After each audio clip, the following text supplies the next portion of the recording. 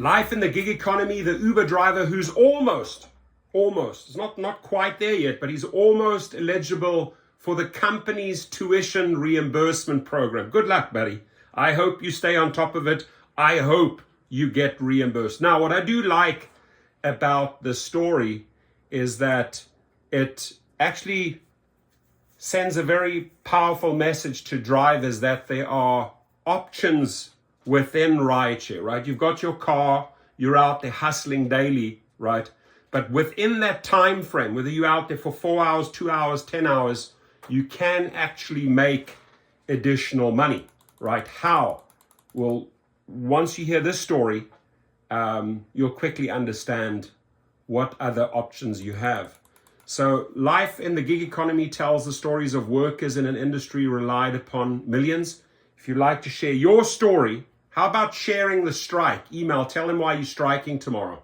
Jessica, B-U-R-S-Z @proton.me. Jessica Berzinski, hit her up. Dominique Huff is a 40-year-old who has been driving and delivering for Uber for nearly 1 year in Atlanta, Georgia. This is what the experience has been like. I do UberX and Uber Eats. I am in the process of becoming a notary. That's the stuff I do to set up my business. As a self-employed person, you have to have multiple tools in the toolbox. I wanted to have something I could fall back on being self-employed, right? So let's stop right there. Going out and doing your notary license, right? Becoming, a notarized, or like a notary, that's the title, opens up a lot of additional opportunities within rideshare, because you can actually advertise those services in your car. You could have business cars lying out. There's nothing wrong saying, hey, I'm also a licensed real estate. I am a licensed notary. I am a hairdresser, whatever, right? That may open up lots of additional avenues for lots of additional cash.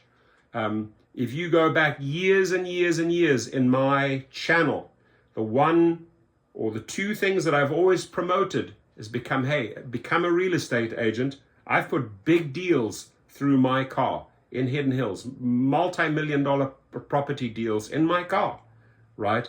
As a real estate agent, or become a notary, right?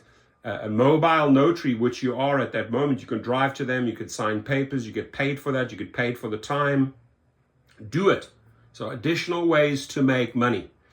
So going back to the old days, the side hustles were doing security work, waiting tables, retail, all of that.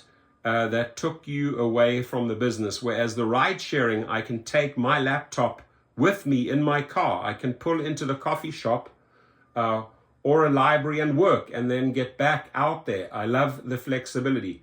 I personally can relate to that paragraph because I have the computer and my phone with me. I'm constantly doing business, constantly answering text messages, learning, did my real estate learning in the vehicle, have advanced studies, whatever it takes. You have downtime in your car. If I'm taking someone to a concert as a private driver, which I just did the other day, I'm sitting there for 3-4 hours. I use that time constructively to make money. I could be on a live feed. I could be furthering my education. I could be reading.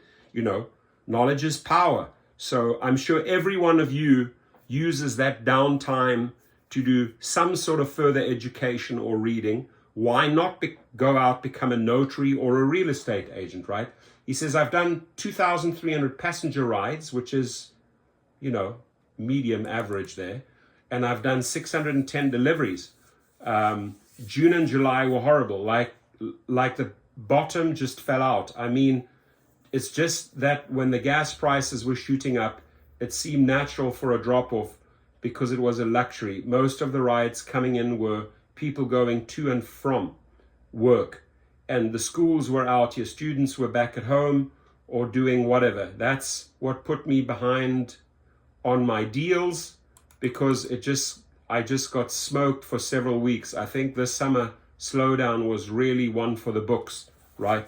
What definitely slowed down is what really became less is what we got paid, right? That's the biggest complaint right now. And that's why people are striking tomorrow on Thanksgiving, right? What we get paid.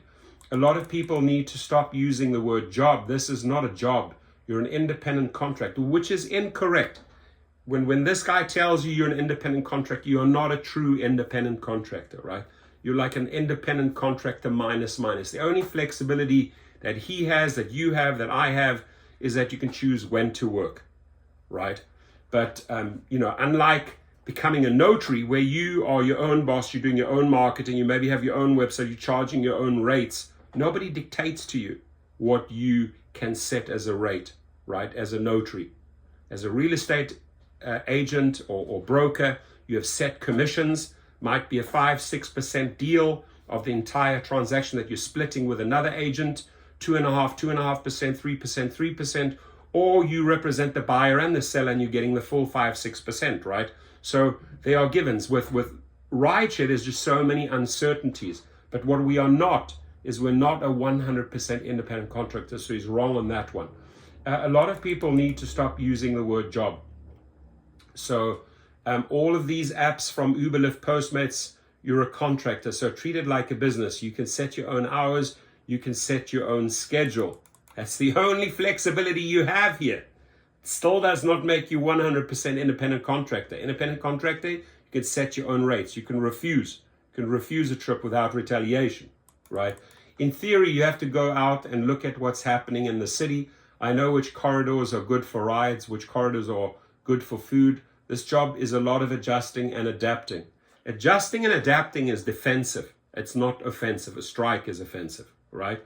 So the gig economy for me, it's here to stay. I love being self-employed right now. I'm looking forward to using the school program because Uber pays for tuition at Arizona State for the online school.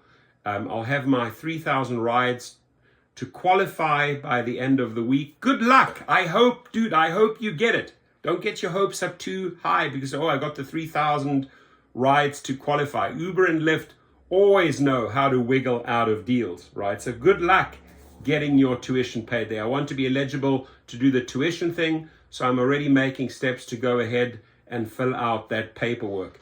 I'm just going to say good luck because there are very, very, very few people that have reported back or have successfully gotten the company's tuition reimbursement. Good luck on that, but I'm proud of you going out and becoming a notary. I do want to correct you, not 100% independent contractor, and I do want to thank this lady for running these stories, Jessica Burrs at proton.me.